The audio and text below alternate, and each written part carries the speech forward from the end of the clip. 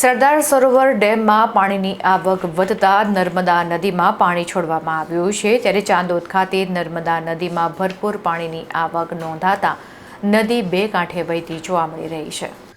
સરદાર સરોવર નર્મદા ડેમમાંથી 4.50 લાખ ક્યુસેકથી વધુ પાણી છોડવામાં આવી રહ્યું છે, જેને કારણે ગુજરાતની જીવાદોરી સમાન નર્મદા નદીમાં પાણીની ભરપૂર આવક થતાં ચાંદોદ ખાતે નર્મદા નદીની જળ સપાટી વ્યાપક પ્રમાણમાં વધારો જોવા મળ્યો છે. ત્યારે પ્રસિદ્ધ મલ્હારરાવના 108 પગથિયા પૈકી 100 પગથિયા પાણીમાં ગરકાવ થઈ ગયા છે, જ્યારે ઘાટ સંપૂર્ણ ડૂબવાથી હજી 8 પગથિયાથી દૂર છે. ધીમી ગતિએ સપાટી વધી રહી છે.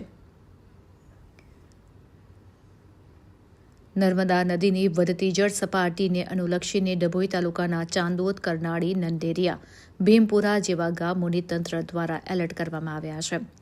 ચાલુ સિઝનમાં ચાંદોદ ખાતે નર્મદા નદી ત્રીજી વાર બે કાંઠે વહી રહી છે.